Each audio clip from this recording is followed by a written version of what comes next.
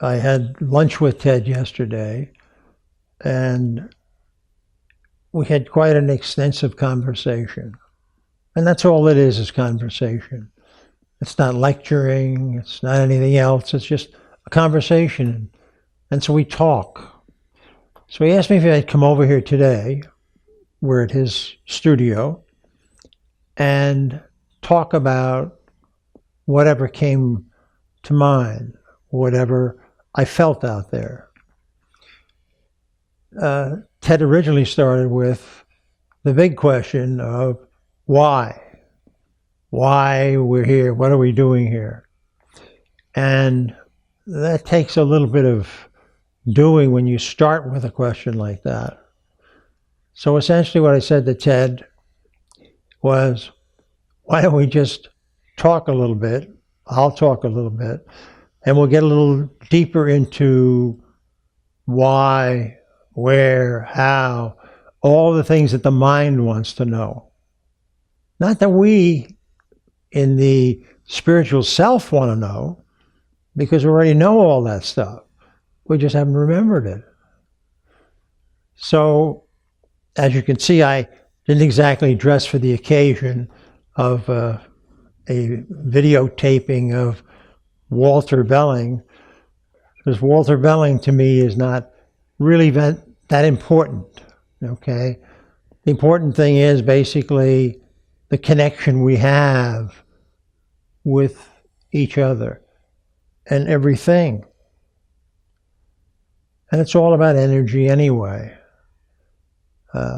And we worry about things changing, things coming to an end, and ultimately dying.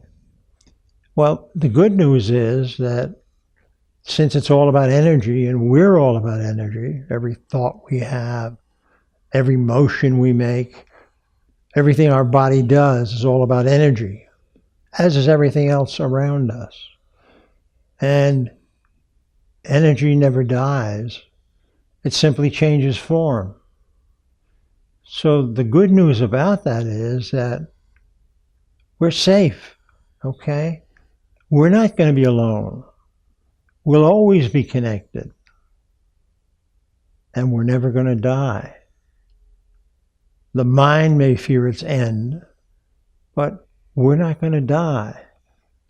That spirit inside of us, that connection, that part of us that is connected to what I call the all, which is connected to and part of the source that never ends.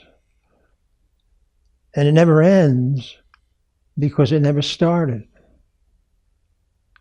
The source has always been there. And I refer to the source as the UnCaused, that which gave cause to everything else, including us. And our mind can basically handle that part of it, let's say part of that, because our mind can handle cause and effect, okay? We throw a rock, it goes through somebody's window, okay? We were the cause of throwing the rock. We threw the rock, but the rock was the cause of the window breaking. And as we go back, and we keep going back, we find nothing that was created that caused us, or we find something that caused it, and we want to know what caused that and why it's all happening.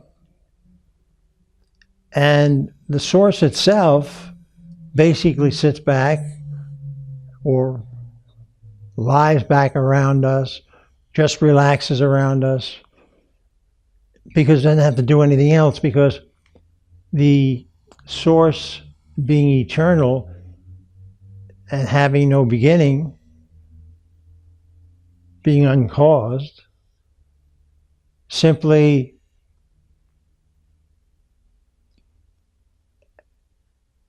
has us for a way to experience or behold itself. And the source is all about love. It's about the kind of love that we experience fleetingly in this existence. The closest thing to it is the mother, for the love for the newborn infant. When she's shown that baby for the first time, she just looks and she's not counting hands and arms and feet, legs.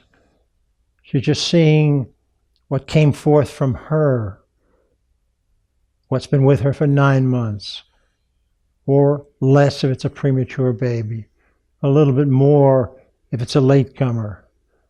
But basically, when she sees that child, first glimpse, her love just soars. And that soaring has no bounds. There's no limitation. It's pure love. And that pure love comes from source, comes from all around her, all the energy around her, including us.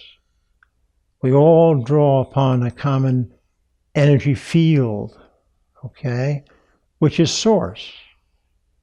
It's there for us to use or not use as we choose. And this, let me get back to the newborn mother, the newborn infant from the mother. That soaring love, and you can feel it as I speak. It just soars, no limitation. The best we have in this lifetime, in our mind, is conditional love.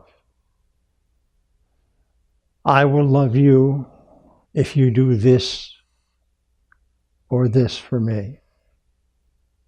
Now, we believe that that's real love, but it's not, because we expect something for it.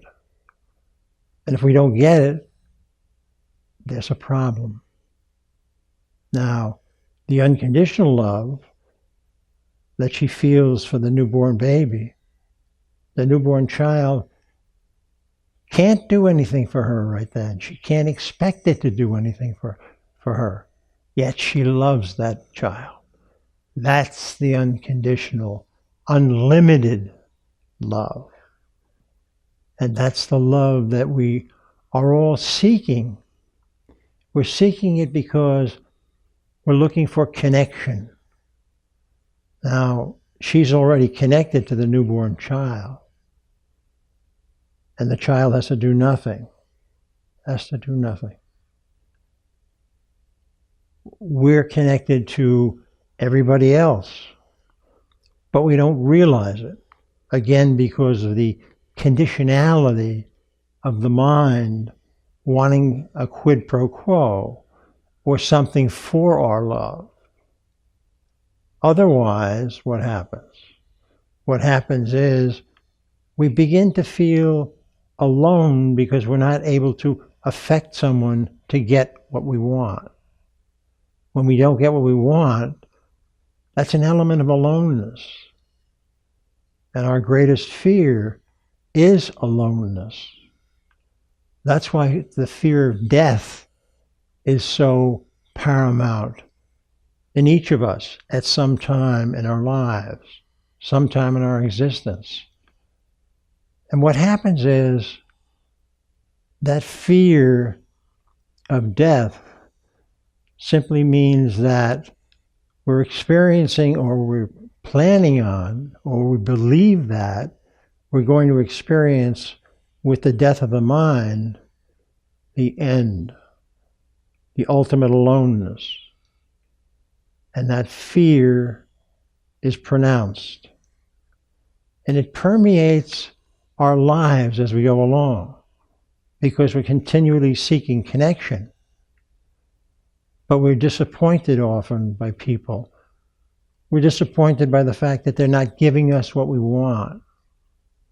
Now, I'd like you to understand there are only two things that we want in this whole process. And it's really simple. It's not easy.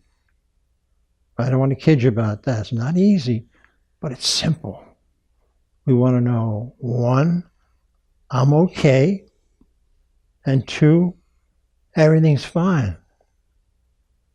Now, when the mind is judging things, and we're in the mind, what this means is we can never be okay. We can never know that we're okay and everything's going to be fine, because the mind has expectations. It judges everything we do and every result that we get. And there's always something more. So we're not there. We're wherever the mind leads us.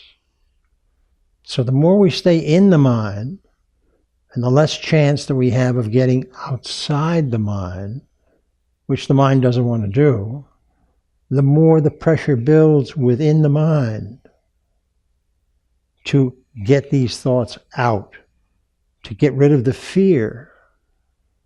And yet, until we experience something, we will have a fear of it until we do it. And then we find out there was nothing to fear. Or even things we do and we don't like the result of, there's a fear factor that we're overcoming. We don't have to like it. We just don't have to do it again if we choose not to. Or if we didn't get the full effect of it, what happens? Well, we'll make another choice to do the same thing, basically. Only this time we'll get more out of it, and we'll still find that we're okay. Probably the easiest example for you to understand of that is the thing 2 years ago that we thought we were so afraid of, and if it happened, it was going to be the end of the world. For example, a relationship that we had, and we were afraid that it was going to break up. And ultimately, it did. And it hurt us. And we cried. We moaned. Whatever it took, we felt it in the pit of our stomach. We felt it in our chest. But here we are 2 years later, and we're okay. We're still alive. We're still making choices. We're still seeking connection. We're still seeking true love, pure love, but we're seeking it in the mind. The more we're able to come outside the mind, the less fear we have, until we're finally outside the mind. And once we're outside the mind, there is no fear, because there's no judgment to create fear. All we have is now. And in now, there is no fear. There is no pain. And as I look at you, and I can feel you through the camera, you know I'm not judging you. So there's no judgment, no fear. There's just safety outside the mind.